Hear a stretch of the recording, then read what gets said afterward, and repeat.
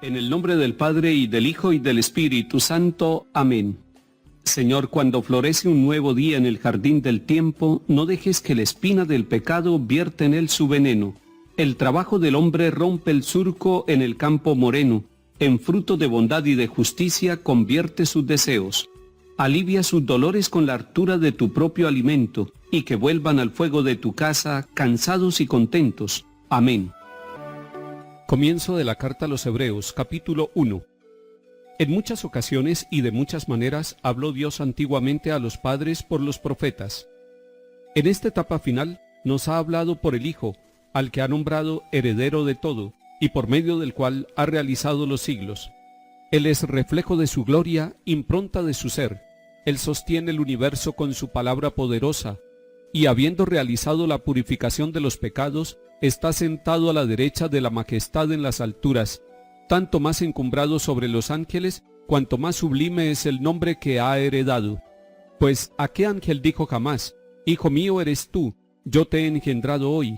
Y en otro lugar: Yo seré para él un padre, y él será para mí un hijo. Asimismo, cuando introduce en el mundo al primogénito, dice: Adórenlo todos los ángeles de Dios. Palabra de Dios. Te alabamos, Señor. Hoy comenzamos la primera semana del tiempo ordinario, con toda la Iglesia Universal, y por eso los sacerdotes estaremos vestidos de verde. Es el color litúrgico que distingue el tiempo ordinario. Y durante estas primeras 4 semanas estaremos leyendo la carta a los Hebreos, que tiene 13 capítulos. Sería importante que nosotros tomáramos toda la carta a los Hebreos y la leyéramos, capítulo por capítulo, poco a poco, para digerirla, para que la palabra sea orada, para que la palabra sea reflexionada, llevada a nuestra conciencia y luego vivida. Es una carta bellísima. Los estudiosos de la Biblia dicen que ni siquiera es una carta, que no tiene el estilo de carta, que no tiene el saludo inicial, que no tiene los elementos de una carta, como en el Nuevo Testamento encontramos varias cartas de San Pablo y de San Pedro y de Santiago, que esta más bien es como una exhortación, como una homilía, como una predicación de 13 capítulos, y en ella nos encontramos con distintos elementos que nos van a ayudar a profundizar en nuestra vida de bautizados, en nuestra vida de cristianos católicos. Hoy estamos leyendo los primeros 6 versículos del capítulo 1. Es interesante lo que dice el versículo 1. En muchas ocasiones y de muchas maneras habló Dios antiguamente a los padres por los profetas. Nos está afirmando que es un Dios que se comunica, que es un Dios que nos habla, es un Dios que le habló a la Santísima Virgen María, pero es un Dios que durante siglos estuvo hablando a través de hombres y mujeres llamados profetas. Dios le habló, por ejemplo, a nuestro padre Abraham, y lo llamó de su tierra, de Ur de Caldea, para enviarlo. Después habló con Moisés, pero también habló con Josué, para decirle: no temas, yo estoy contigo. Y fue hablando con cada uno de los profetas, los llamaba, hablaba con ellos y los enviaba. Fueron grandes profetas como los del Antiguo Testamento, el gran Elías y el gran Eliseo. Es un Dios que durante los siglos, durante la historia, ha estado hablando. Y algunos pueden preguntarse: ¿y por qué Dios no nos habla hoy? Dios sí nos habla hoy, nos habla a través de la Iglesia, nos habla a través del Papa, nos habla a través de cada uno de los sacerdotes que en nombre de la Iglesia van predicando. Y esa es la gran responsabilidad que tenemos los predicadores, porque no hablamos las cosas nuestras, hablamos en el nombre de Dios, en el nombre de Jesucristo el Señor. Dice el primer capítulo de San Juan: la palabra se hizo hombre y vino a habitar entre nosotros en el vientre de la Santísima Virgen María. Y eso es lo que dice la carta a los Hebreos. Antiguamente hablaba a través de unos enviados suyos, de unos mensajeros llamados profetas, y profeta es el que habla en nombre de Dios.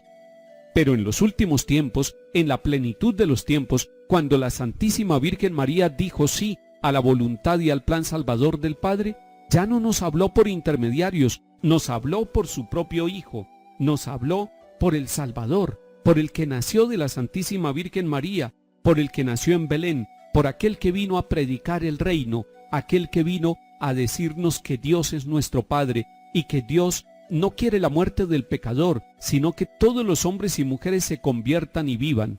Es la palabra viva de Jesucristo el Señor, y Jesucristo el Señor sigue hablando en su iglesia, sigue hablando a través de las Sagradas Escrituras, que es palabra revelada, sigue hablando a través del magisterio, nos habla en la conciencia, pero nos habla también a través de los acontecimientos de la historia, cuando tenemos los ojos y la conciencia y el corazón afinados para ver que Dios nos sigue hablando, que Él sigue dialogando con nosotros. En la teofanía que se realiza en el Monte Tabor, se oye la voz desde el cielo del Padre Celestial, que dice: «Este es mi Hijo amado, escúchenlo a Él». Y nosotros queremos escuchar a Jesucristo, porque queremos seguirlo, queremos ser como el rebaño que conoce la voz del verdadero pastor y seguir esa única voz. Puede ser que haya muchas voces negativas, pesimistas, esotéricas, distintas voces en este tiempo que tratan de marginarnos del camino, que tratan de sacarnos del rebaño, que tratan de no dejarnos escuchar la voz de Dios. Puede ser que haya muchos ruidos, ruidos de pecado, ruidos de tristeza, ruidos de preocupaciones que no nos dejan oír la voz de Dios. Pero lo que sí es cierto es que el Señor nos sigue hablando, y es necesario decirle al pueblo, como se decía en el Antiguo Testamento: «Escucha, Israel». Nosotros tendríamos que decir: «Escucha, Iglesia Universal», escuchen hombres y mujeres, escuche humanidad entera, porque el Señor sigue hablándonos a cada uno de nosotros y nos sigue dando la buena noticia de salvación para animarnos en medio de las enfermedades, para animarnos en medio de las calamidades, de los sufrimientos y de las pruebas, pero también para corregirnos, para santificarnos, para purificarnos. Es una voz que va transformando la vida de cada uno de nosotros. Y hoy nos está diciendo que ese Hijo es el heredero, que por medio de Él se ha realizado todo el universo, que Él es reflejo de la gloria del Padre, y tercero dice: por Él se sostiene todo el universo. Nos está diciendo quién es el Hijo, pero también nos está diciendo cuál es la misión que realiza el Hijo, esa palabra, ese comunicador directo que es Jesucristo el Señor. Dice: habiendo realizado la purificación de los pecados, está sentado a la derecha de la majestad. La gran misión de Jesucristo, la palabra encarnada, es purificarnos, es responder al gran problema del pecado. Solo Cristo, con su misión, con su presencia, con su muerte y resurrección, purifica realmente del pecado a la humanidad. Y luego hace una comparación con los ángeles y dice: es distinto un ángel al Hijo. El Hijo es superior totalmente a los ángeles, porque a ningún ángel le ha dicho: tú eres mi Hijo, yo te he engendrado hoy. Nosotros ponemos hoy nuestro corazón en ese Hijo, en el Hijo de Dios Padre, a quien estamos llamados a adorarlo. Si nosotros adoramos a Jesucristo, si confiamos en Él, si crecemos en nuestra fe en Jesucristo y si nos convencemos cada día de que Él nos está hablando y se sigue comunicando de una manera viva, de una manera amorosa, de una manera poderosa y transformadora con nosotros, entonces no solamente abriremos el corazón para oírlo, sino que seremos capaces de comunicar con nuestro estilo de vida esa palabra que el Señor nos da a cada uno de nosotros. Seamos oyentes asiduos de la palabra, no con el oído, sino con el corazón, y seamos comunicadores de la palabra, no solamente con nuestra voz, sino con nuestro estilo, nuestra forma de vivir, nuestra vida cristiana dentro de la iglesia y dentro de la sociedad. Salmo 96. El Señor reina, la tierra goza, se alegran las islas innumerables, justicia y derecho sostienen su trono. Los cielos pregonan su justicia, y todos los pueblos contemplan su gloria. Adórenlo todos sus ángeles, porque tú eres Señor altísimo sobre toda la tierra, encumbrado sobre todos los dioses. Lectura del Santo Evangelio según San Marcos, capítulo 1. Cuando arrestaron a Juan, Jesús se marchó a Galilea a proclamar el Evangelio de Dios. Decía: se ha cumplido el plazo, está cerca el reino de Dios, conviértanse y crean en el Evangelio. Pasando junto al lago de Galilea, vio a Simón y a su hermano Andrés, que eran pescadores y estaban echando el copo en el lago. Jesús les dijo: vengan conmigo y los haré pescadores de hombres. Inmediatamente dejaron las redes y lo siguieron. Un poco más adelante vio a Santiago, hijo de Zebedeo, y a su hermano Juan, que estaban en la barca repasando las redes. Los llamó. Dejaron a su padre Zebedeo en la barca con los jornaleros y se marcharon con él. Palabra del Señor. Gloria a ti, Señor Jesús. Iniciamos la lectura del Evangelio según San Marcos, y le recomiendo que usted tome en su Biblia, también en sus ratos de descanso, en sus ratos de oración. El Evangelio según San Marcos es el más corto de los tres. Recordemos que Mateo, Marcos y Lucas son conocidos como los evangelios sinópticos porque se parecen mucho entre ellos. El cuarto evangelio es el de Juan y es bien distinto a los tres primeros, que son los llamados sinópticos. Estamos tomando uno de ellos, el Evangelio de Marcos. Es el más corto de los cuatro evangelios. Vaya leyéndolo poco a poco. Dice el evangelista en el comienzo de este evangelio que después de que arrestan a Juan, es decir, ya fue cumplida la misión de Juan, que era preparar el camino del Señor, Jesús va a Galilea y allí, en Galilea, empieza a proclamar el Evangelio de Dios, empieza a anunciar la buena noticia de Dios. Y hemos dicho que el Señor Jesús anuncia la presencia del reino y lo anuncia con su palabra y con el testimonio de su vida, por la manera como vive. Y eso atrae, eso fascina y sigue fascinando, ha fascinado durante 20 siglos y a usted y a mí el Señor nos sigue fascinando con su palabra y nos invita. Se ha cumplido el plazo, es decir, ya no hay que esperar más.